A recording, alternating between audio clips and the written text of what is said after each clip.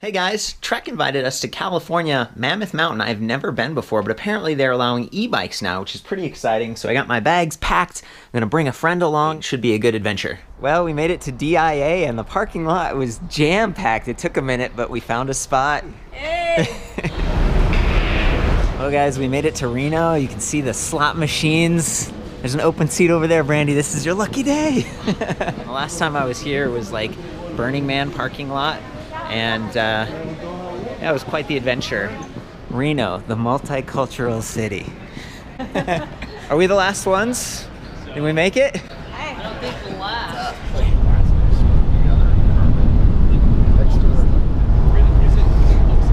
Well guys, we made it. We're at the resort in Mammoth. Even a little bit of snow still up on the mountain. Getting ready to go check out some of the Trek bikes and just learn a bit more about this place. It's definitely beautiful. Wow. Oh, man. We went through a little info session, just getting all suited up here. They're dialing things in for us. We're going with platform pedals versus clip-ins. And this is what it looks like inside the bike. It's really cool. Their PowerTube integration, it's really beautiful. We were talking about the suspension too. They have this full floater design from before, right? So where the suspension connects here to this floating pivot. And apparently the new design's just stiffer and the suspension, like the canisters have gotten so good, they don't need to do this anymore to get the same sort of compliance on light bumps on the trails. So it's really cool. We're learning a lot. These events are always fun, you know? It's just, you get to pick someone's brain. Trek being one of the big three, a real innovator in this space. It's great to see. Yeah, basically, I'm gonna have you hop up on here. Okay. You can check the seat height, and then we'll also check the sag. We just pulled over. We're on a section of the Uptown Trail. It's really sandy, but these plus-size tires are doing great. You know, this is all uphill riding, and just feels awesome. It's pretty quiet too, right? Like you can hardly hear it when they go by. And when you're on the bike, there's kind of the crunchy trail noise. It's sweet. Once we get up there, we're gonna turn around and there's this downtown ride where you just get to coast all the way back. I think they have a shuttle. Was that what we were seeing? There's like a shuttle bus here? The shuttle bus will take you all the way up to a central point or up to the very top of the mountain as well too. Fantastic. So you can just, you can coast down if you want to, but if you've got the e-bikes. All sorts of options. Yeah. You guys doing all right? Yeah, great. Sweet. Lead on, buddy.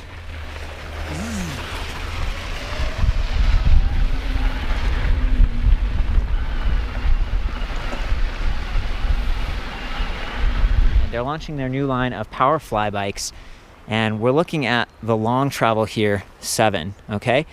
This is $54.99. They also have just like a short travel that is $53.99. So you're spending a little bit more, definitely, but you're getting top of the line equipment. For a long time, Trek has been a leader in the electric mountain bike space, and even their city bikes and stuff. I've reviewed a ton of them, and they always have like little innovations and little tweaks, and I love that. So getting to be out here with the staff, we got Travis back here, we got Ross back there. They're gonna help us out, and we're gonna do some deep dives. We're gonna have some awesome ride footage from the mountains. This is a special review. I'm really excited, and hopefully it serves as like a reference point for some of the other Powerfly bikes, because they have a big range. And these come in like 5 frame sizes, right, Ross? Yeah, we do a 15.5, 17.5, 18.5, 19.5, 21.5. Wow. Yep. So we have that. What we have that a lot of brands don't have is that middle 18.5 size. We find that for the population, that fat part of the bell curve is right there. So rather than going straight from medium to large, we shoehorned in this kind of a between medium and large size, and that allows us to fit more people better. And this is me. I'm right in between those sizes. So my bike's over there and I've got the seat raised really high because I have long legs, and I could have jumped up to that 18.5. Yeah, in fact, I think if just by looking at it, I'd probably recommend the 18.5 for you. Another piece about Trek is they've got just this huge dealer network. So you can go and you can test ride these, you can get fitted, you can get service and everything like this. This has the 2-year comprehensive Bosch warranty. And of course, Bosch has all these service partners, Magura and everything. I've gone into that before. I really want to emphasize, you know, you are spending a little bit more, especially for this model. This is long travel, 160 millimeter travel up front, 150 in the rear. You'll notice that the fork angle, it's raked out a little bit. It's a little bit more slack so you can handle downhill. This is an all mountain bike. Really impressive, and I like the armor that they've included here. So you've got this nice alloy like skid plate. So if you do come into contact with something, you have some trail strikes, you're going to protect that Bosch motor. This is the Bosch Performance Line CX. It's their highest torque, like e-mountain bike specific motor. But Trek has this awesome casing. So you see the plastic here, it kind of guards that chain a little bit, and it retains it even more than just this standard alloy Miranda. It's like a chain ring guard. So that chain is going nowhere. And even if you get a little bit of chain suck, they've got this like rubberized under slap guard. They've got an over slap guard. I mean, it's overkill, but for a bike like this where you're really pushing it, that's awesome. So I really appreciate that. Back here, we got the DeonAir rock shocks. It's got our compression clicker and rebound. Same thing up front. We've got rebound down there, compression up top, and it is a clicker, so it's not just like a 3-stage. I definitely appreciate that. Both of these have the anodized black stanchions. It's gonna get a little bit more strength. It's sturdier, so like if it takes some contact, some flex or something like that with rocks. Also, there's less stiction. So these are brand new bikes, but you just barely push on it and it's just really smooth. And that's part of what's helping you to absorb those smaller hits until you take a big hit, and then you've got that longer travel. A lot of adjustability, air suspension, so you can sag this appropriately, everything you'd expect. And these are boosts, so it's 110 millimeters up front with a 15 millimeter threaded like maxle. And then in the rear, we have 148 boost, so you just have that width to handle these 2.8 plus size tires, so 27.5 by 2.8. Trek's really been, I think, upgrading some of their tire technology. We were talking about some of their non-electric bikes and the sidewall being a little bit like sturdier, so you can run tubeless. Yep. And you're not going to get like those cracks on the sidewalls. That's also happening here, right? Yeah, exactly. This is our XR4 tire, so we do have a little bit more consciousness for weight on this tire, but the sidewalls are reinforced and they are tubeless specific. Yeah. And we highly recommend running them tubeless, especially on a high volume tire like this.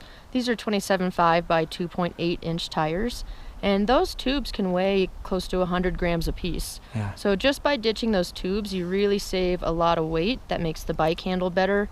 But it also helps you prevent pinch flats, even flats from things like thorns. You've got a sealant in there, so as you get small punctures, that sealant will actually seal a very small hole on its own. Sometimes you don't even have to put more air in the tire. Occasionally you do have to wait for it to seal and add air. Right. But it is much, much easier than trying to put a new tube in. So let's talk plus size tires for a second. Sure. Okay, you get increased surface area, and for a place like Mammoth where there's kind of this like pumice, it's like a volcanic area, sandy. Yeah, it's really pumicey. It's quite loose like this. On a regular tire, it can be a little nerve-wracking because it's really easy to slide your tires around the corners. So having this nice wide footprint really gives you a lot more grip in this kind of stuff and stability. So some it just flow gives too, like way sandy. more confidence in this really sandy stuff. Sure, or loamy, right? Like depending on what part of the country you're at. So loamy being like mossy, stick, soft stuff. These give you that float, and especially for a bike that does weigh a little bit more. These are e-bikes. Yep. You know, and I'm constantly thinking about like weight. Like it's awesome to have a lightweight bike, but if someone gained like 10 or 15 pounds, they're still going to have a fun time riding. These bikes, they've gained 10 or 15 pounds with the Bosch drive system. Yeah, exactly. And so it's not like the end of the world or anything. And plus size tires, we're seeing them more and more on non-electric bikes too, especially the 650B standard, the 27.5. So you're going to get less deflection too. Like if you hit a rock or something, you're not bouncing around. You can just kind of ride over some stuff. Yeah. Almost like the 29er feel, a lower attack angle. Exactly. You get that lower attack angle. And actually the overall diameter of these tires it's not quite as big as a 29er, but it is close. It's close, yeah. So you do get some of the rollover benefit, and you get just tons of traction. That's always the first thing people notice with these, is that added traction. And like you said, we do spec them on a lot of non-electric bikes as well. They provide the exact same benefits. Fantastic. And you're talking about that traction when you do have the added support of a motor and that torque. That's great to have. So I'm going to jump back in this for a second here. Is this the one frame color for these? In this model, yes. Right, so depending there on the are SKU a few level. models where we might offer some different color options in different markets, but it is dependent on which market you're in. And you have a carbon fiber option this year too. We do. Right? This is the first year that we have a carbon fiber option. Yeah, we're love stoked. it. Yeah. It does save some weight, but it also allows us to integrate the motor more cleanly and just more aesthetic. But also, the carbon bike really gives you a lot better ride quality. Carbon dampens a lot of vibration that you get from the trail, so it's a quieter, less chattery ride when you get on the carbon bike, and that's one of the biggest benefits that a rider is going to notice. Okay, thank you for that. So jumping back in here, just looking at this bike, It's tons of fun to ride, but I really like to zoom in on some of the hardware, just because it's like, well, why am I buying this bike versus another bike? We talked about the dealer network, but check this out. They've got this knock block, which means if you're steering the bike and you have oversteer, see, it actually stops before this crown like hits your down tube. And that's going to protect the frame. But they've also got this little rubber bumper, so there's a lot of redundancy here. There's a chip inside that knock block, and if you really crash or something or just hit this hard, that chip, it's designed to break, but they're still protecting the frame. And this bike is going to last a long time. They're using the Bosch PowerTube battery pack, which is like the new standard where it's completely inside the frame. So when you take a step back here, the bike really blends in. It starts to look more like a bicycle. I like the color choice here as well, because with the darker, you get these cables, which are all internally routed, really nicely done. It kind of blends in with that black motor casing.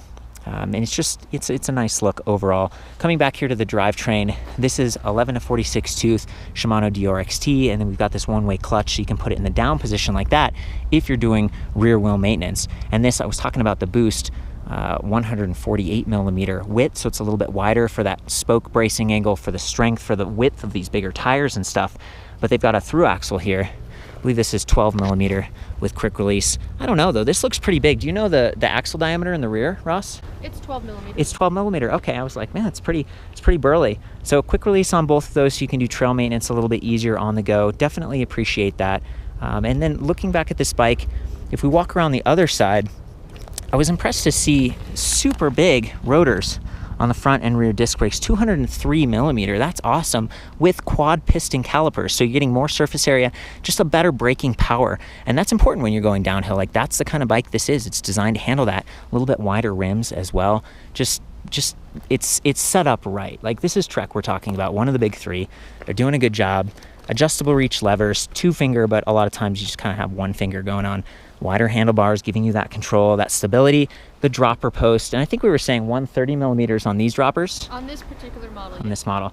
And I think it's 31.6 millimeters on that post in case you want to swap it out or something like that. I do want to talk more about that rear suspension in particular. Hey guys, we're back inside. I'm hanging out with Jose Gonzalez, who's the general manager of Suspension Labs at Trek.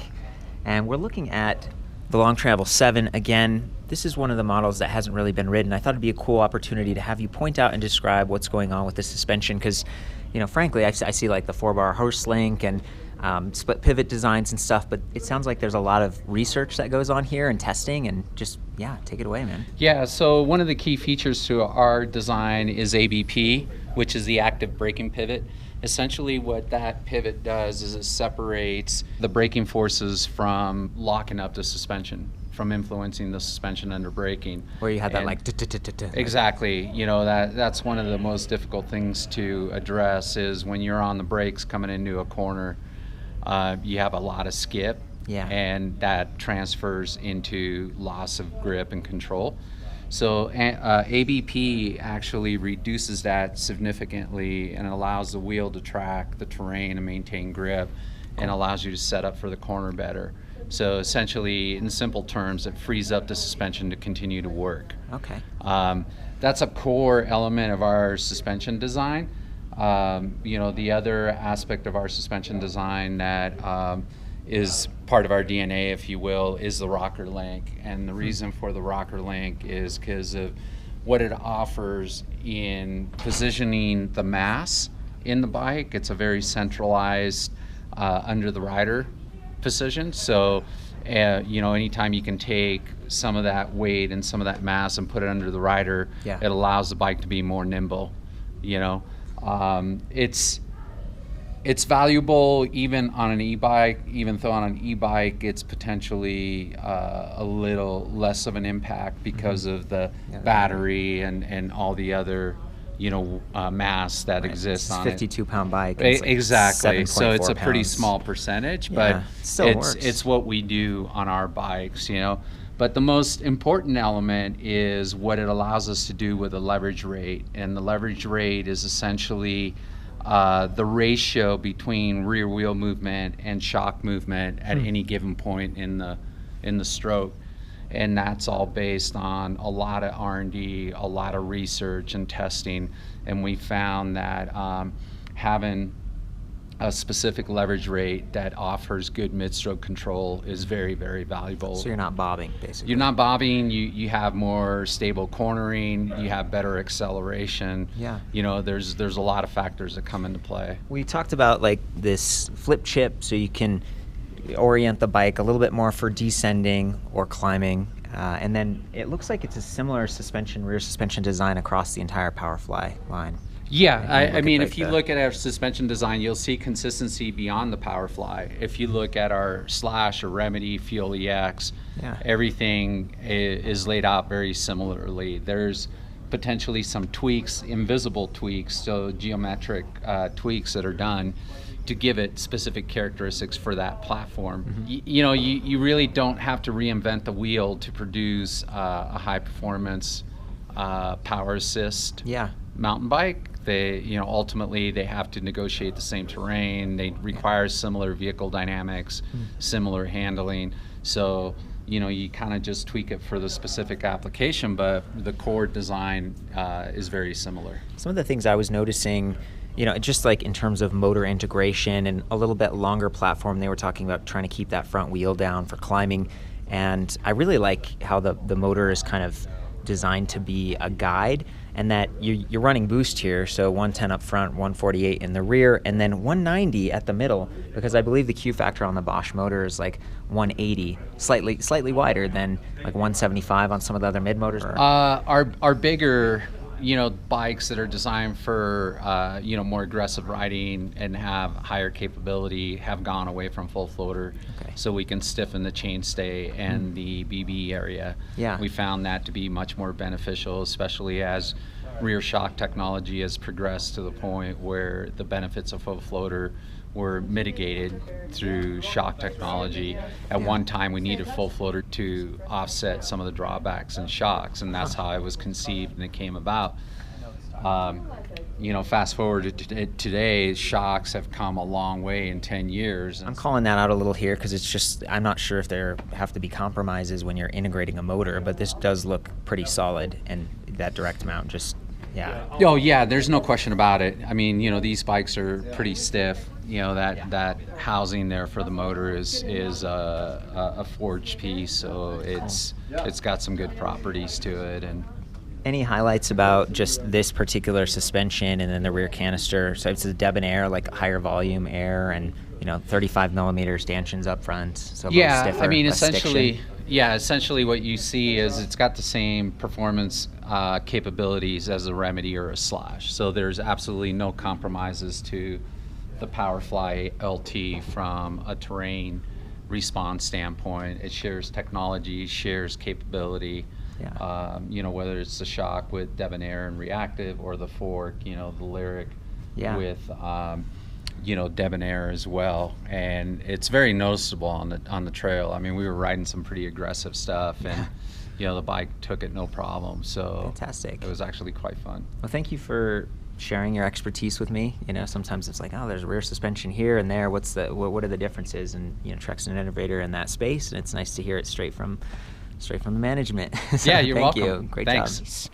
And then I don't know, maybe I guess, you know, on the left here we've got the dropper post, on the right we've got the triggers, because this is a one by, and that's one of the trade-offs with Bosch. So it's like we're measuring the rear wheel speed, we're measuring your pedal cadence, your pedal torque. We've got EMTB mode, so it's really efficient and fluid. It feels very natural. It gives you that exciting feel, like when you're riding a lightweight regular bike and you like start to pedal and the bike zooms.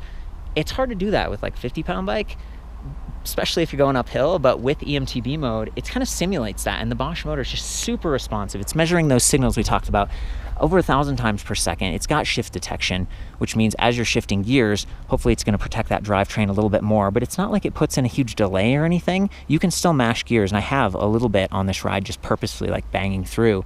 It's one of my favorite designs, but there is a little bit more weight here. This is an 8.8 pound motor. There's a little bit more noise here because this is a CX, and when you're riding an EMTB at the higher power levels or turbo, you do get a little bit of it's, you know, when you're on the trail, I think it's pretty well masked, but I did want to call those things out. Those are some of the trade-offs, and because there's a reduction here with this 15-tooth chainring, it's spinning at 2.5 revolutions for every crank revolution, and in order to do that, there is some friction with that reduction system.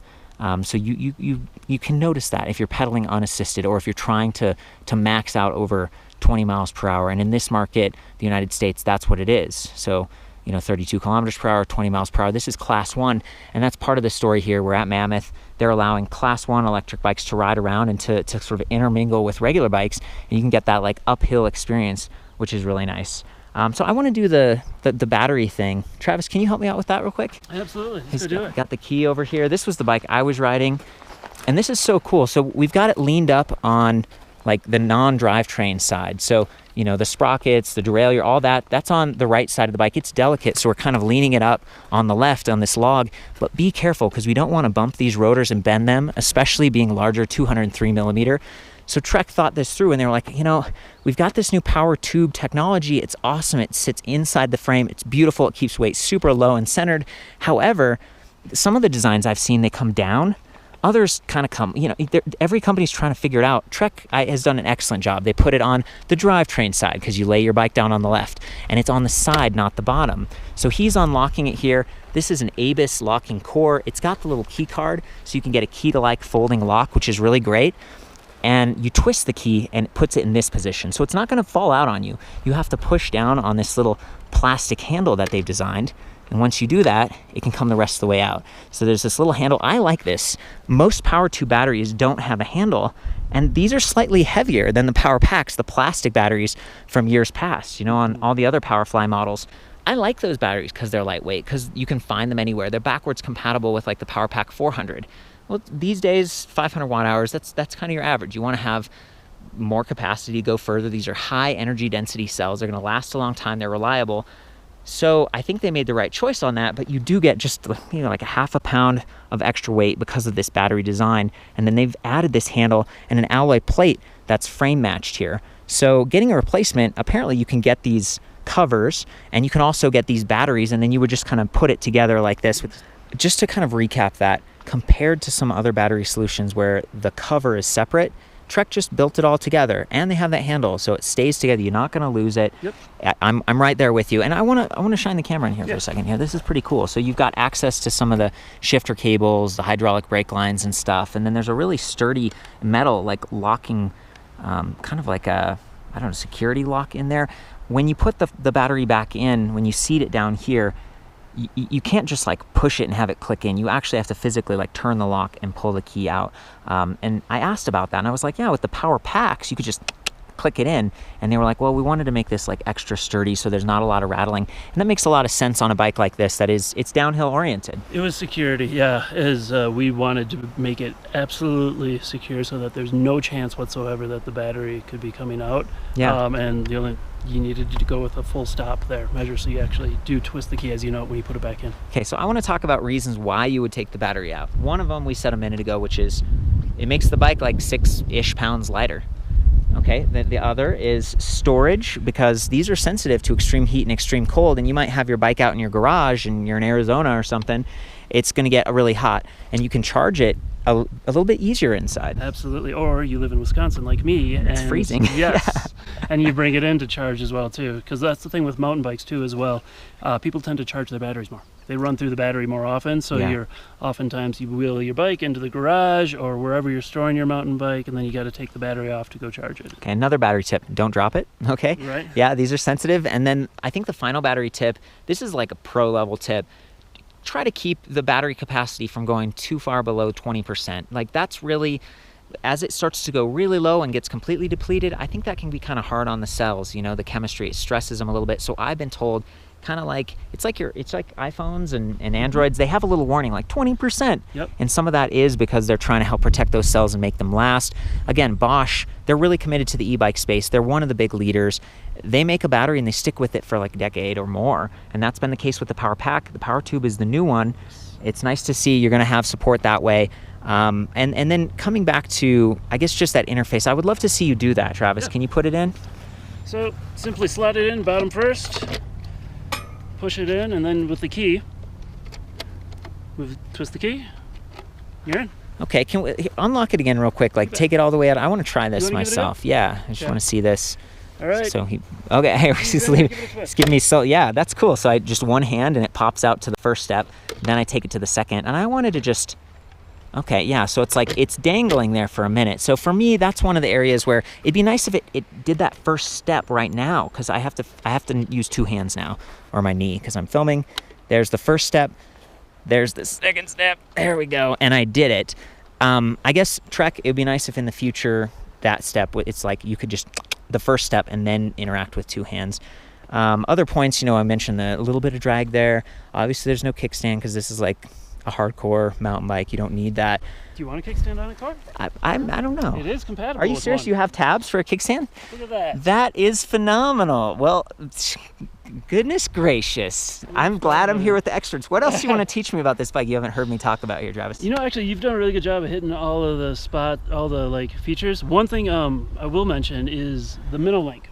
So there is adjustable geometry on this bike as well too. Huh. So if you take a peek here, you already figured it out. Yep. Oh, I've heard of these. Yeah, tell me though. So it's an adjustable geometry. Right now it's in the high position, but if you want to slacken your bike, so if you're going to be pointing it downhill more often, or if you want a bike that's got more of a descending sort of attitude about it, take this, just flip. All you do, you can do this on the trail really easy. All you need is just a hex wrench.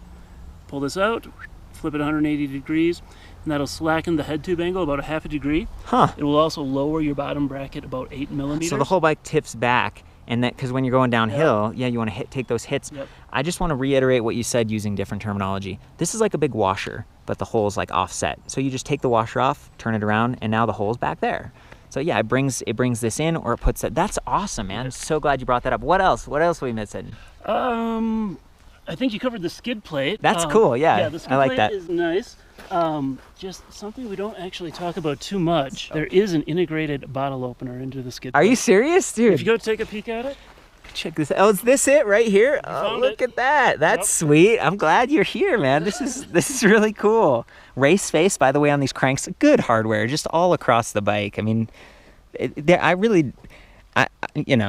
these bikes have been a ton of fun to ride.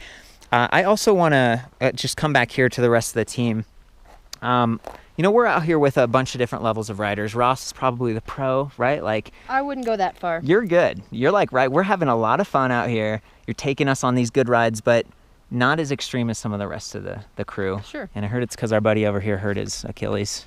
Something happened, right? We're Happens. riding harder. So you're the best rider today, that's for sure. Maybe. No, really? Maybe. Brandy's catching up. And that's where we're going next. Yeah, So give you a run for your money, right? she's doing great. And how tall are you, Brandy? I'm like 5'3" and a 5'3". half. And what do you remember that she on the 15 or something? She's on a 15.5, yep. All right, and can you just want to give me, just honestly, like how's this felt to you? Because this is the first time on an electric mountain bike. I feel so good about riding this bike. I was actually really nervous before the ride because I am just completely inexperienced, really. Like I said, I've done mountain biking one other time a year ago, but Ross and Travis have made it super comfortable for me and have been able to explain some things, and this has been really great.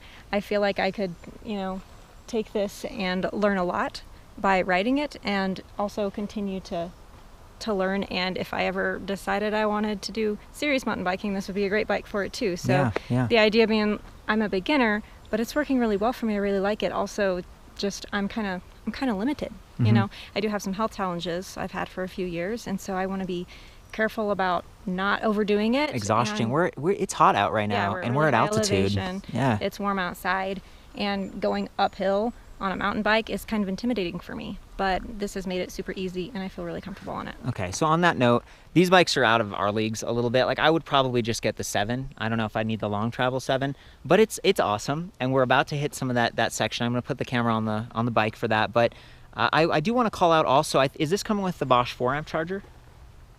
I believe it is the 4-amp charger. It's Yeah. the bigger one. It's the faster one. So Yeah. they have like a travel mini charger that Yep. come with some of the cheaper bikes. Yeah, we use the bigger one. And so the bigger one, the faster one, is going to help you get back out on those trails quicker. And with a 500 watt-hour battery, that's a really nice thing. Let's check this out.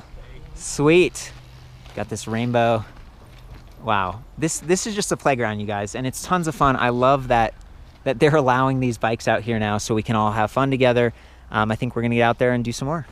Okay, guys, we're on the bikes. Beautiful little section of trail here. It's relatively flat. I wanted to show you how the display works. So it's on right now. Press the power button on top and it blinks right off. These are fast. This is the Bosch Purion.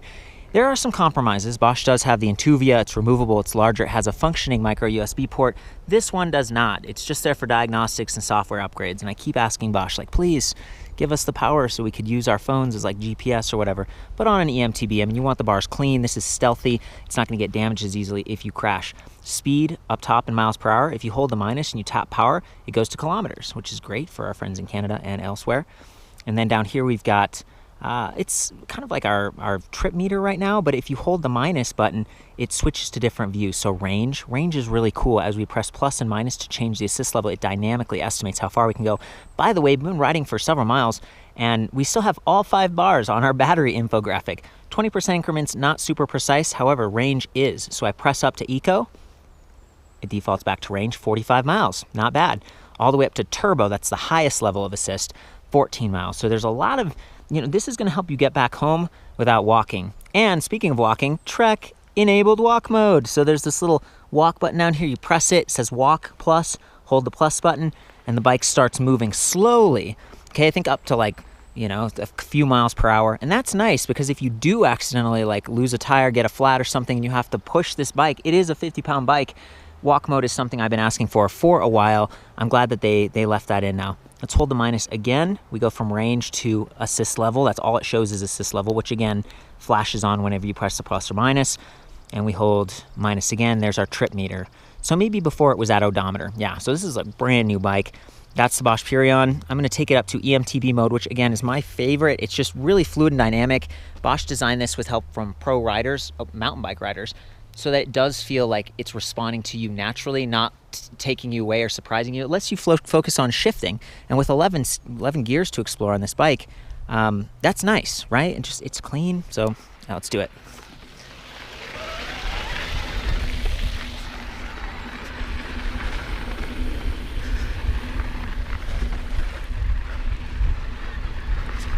Do some shifting, really stable. Whoa, with the plus size tires. Oh, now I don't know which way to go. One finger. Oh, I think we're paper out. Here you go. We're on some of the tamer stuff. Just getting a feel for the bikes right now, but these bikes are really shined in like downhill sections.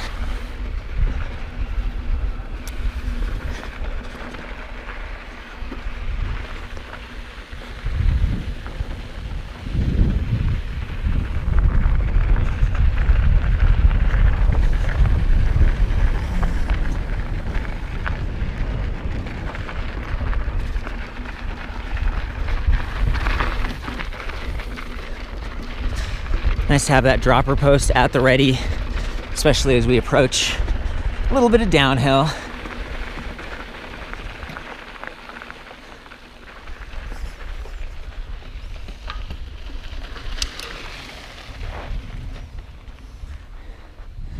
How you doing?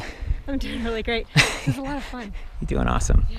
Okay guys, from here you can see the 15-tooth cog in the front. That's the proprietary Bosch design. It spins 2.5 times for every crank revolution. That reduction gearing does add a little bit of drag, and that's one of the differences between Bosch, Shimano, Yamaha. However, it's super responsive. They have some of the best sensors in the industry, measuring rear wheel speed, pedal cadence, and pedal torque over 1,000 times per second with shift detection, so you're not going to, mess up the chain and the teeth back here. This is 11 to 46 tooth Shimano Dior XT. It's got the one-way clutch, so you're going to reduce some of the bounce or make it easier to shift and tune up and do some maintenance. I do want to point out this plastic. It's like a guide. I mean, it really it contains the chain, and there's also a little, core here that should make chain suck less of an issue. There's also like some slap guard material on the bottom of the right chainstay, so Trek is really protecting their frames well. That's a good setup. These are not the stock pedals, by the way, and this being the CX motor is going to be a little bit louder. I was going to pedal along in EMTB mode, which has that variable speed output, up to 75 newton meters of torque, up to 120 RPM pedal rate support. Okay, so sometimes you're going into a hill, decent speed, and you downshift so that you can get some leverage climbing that hill. Bosch will support you up to 120 RPM, where some of the other drive systems, they're only like 100 or they fade more towards 120. So this is definitely one of my favorites that way.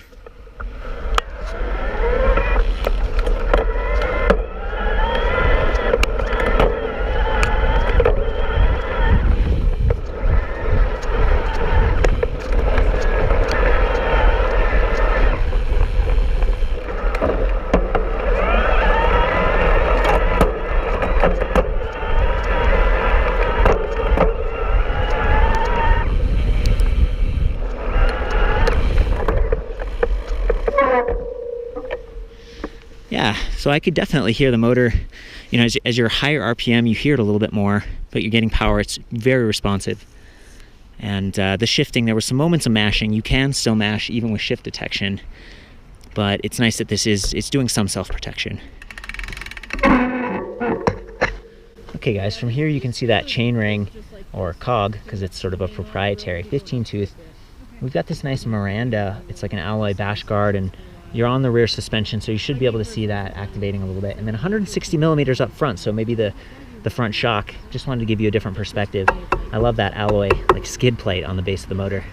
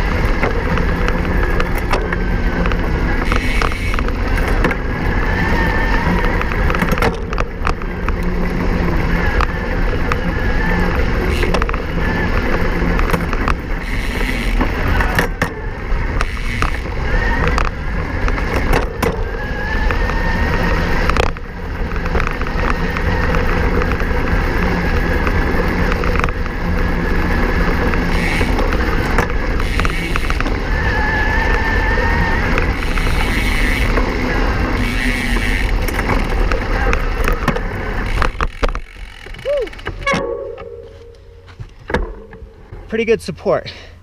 You definitely notice it when you get to 20, especially when climbing, because you know, it's a heavy bike, it's 52 pounds. It's hard to pedal beyond that. However, being able to ascend like we were at that speed, it's a great feeling, and I didn't feel like the motor was dropping out. It's a higher RPM that I talked about. It's fun, a lot of fun, especially these plus size tires. The loose terrain, I feel very stable. It's good. Okay, we got the RockShox Yari. These are 35 millimeter stanchions. They got the black anodized coating. It's a beautiful fork, you know, compression adjust and rapid rebound recovery at the bottom. 15 millimeter through axle boost. 160 millimeter travel. That's what makes this thing more of like an all mountain bike. It's a little bit more slack too, like raked out, so you can take those big hits when descending.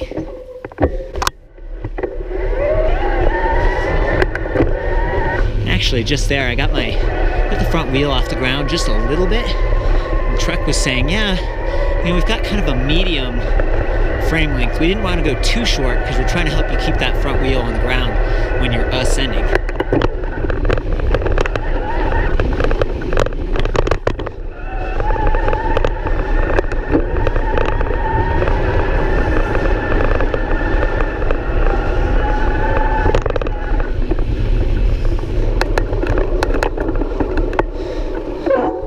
Oh yeah.